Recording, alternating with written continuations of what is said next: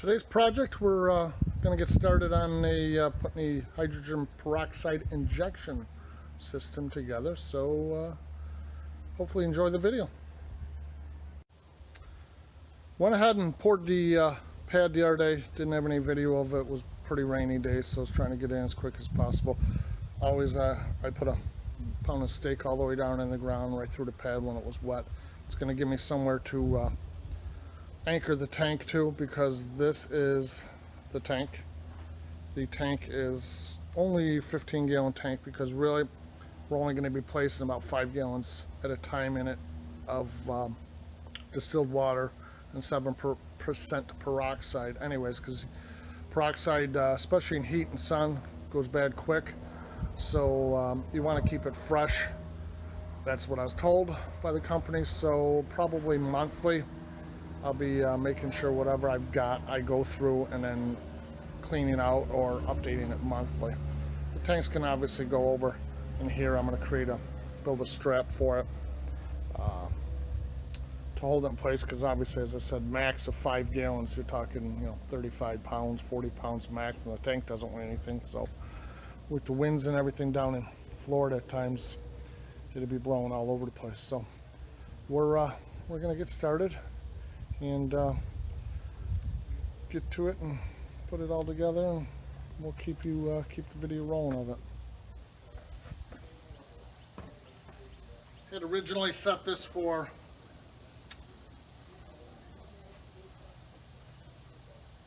a larger tank, which is not what we need. So what we're going to do is just to be nice and neat, organized and clean, we're going to cut it down to fit.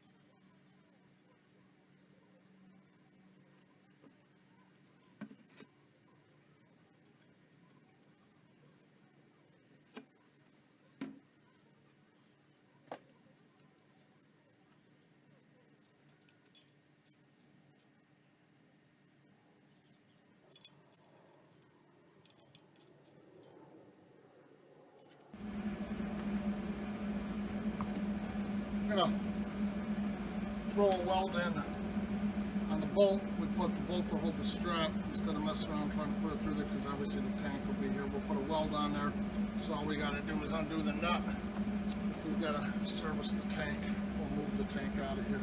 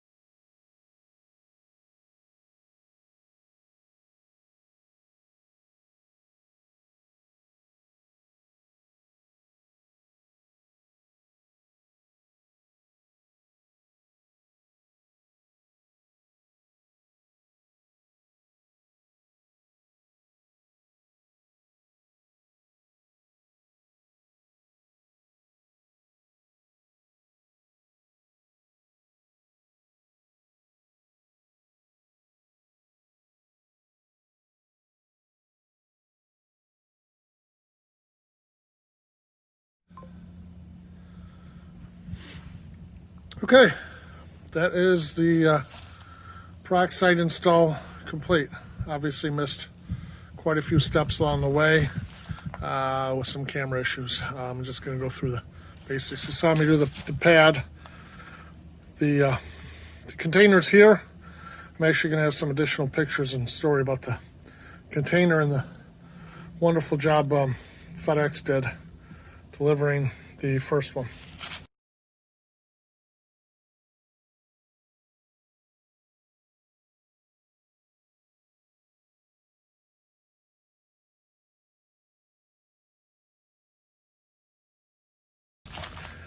Pump goes on top.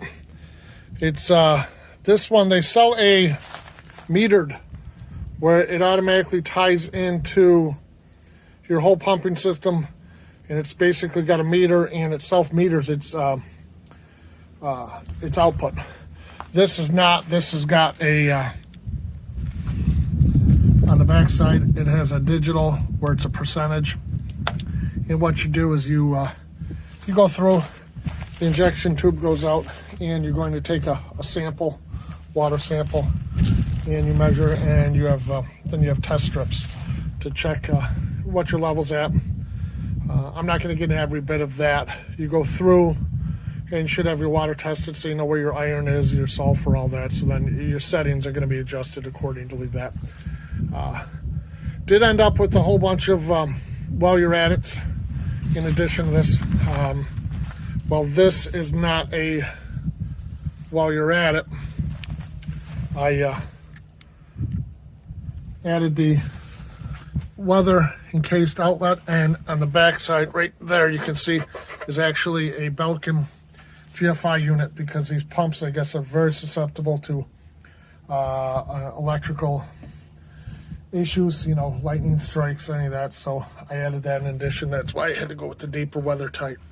The weather tight unit then ties back in power wise, because the distribution, the pump plugs in there. This outlet isn't what I'm going to say on demand, but it only comes on, it's tied back in to the pump. So the pump switch, when it kicks on, it livens this, which in turn livens the pump. The pump is not always live. The pump only comes live when the well is calling for pressure.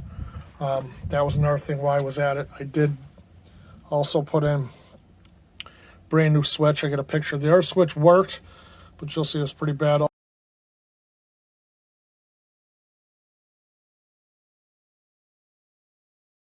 Also put in a brand new pressure gauge, 3050 pump switch. Gauge was smashed off. Added in additionally a 100 micron inline filter. What you're seeing there is I put I made a cover for it, blacked out cover, just because it is clear glass, and sitting in the sun you can end up with bacteria growth or anything else, even though we are running the peroxide. The drain is right here to flush it, and what I did was I have a garden hose, just an old garden hose that goes out into a drain pipe out in the lawn, so I can flush that when I drain that. Out here we changed out put a new union in. The galvanized union was pretty beat and leaky, because as well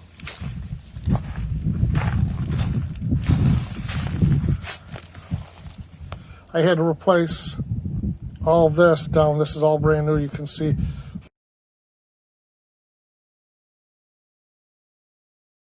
for the injection. It's a T. The injector and line go back to the pump, and in the T is a threaded fitting for their injection fitting that comes with the peroxide setup.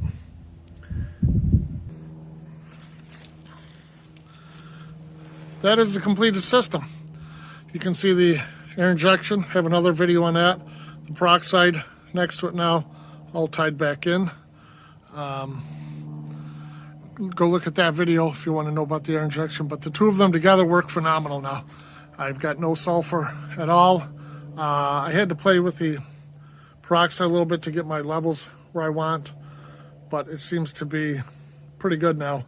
The water, I actually like the water now out of this well better than we've got a relative that has on city water not far from here, and our water is much better than his city water, much better.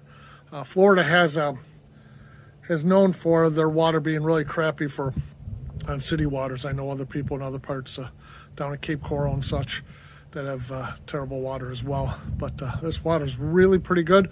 And the difference is from the city water is you take a shower here with the well, you can take a nice ice cold shower, you know, like the city water where their pipes are running 18 inches under the ground in sand, and so they get pretty hot, and you ended up with the lukewarm at best. But any questions of that? Drop me a line, put a comment question down below, and hopefully you enjoyed the video. If you did, give me a thumbs up and like and subscribe and all the good stuff. Thanks again, and have a great day.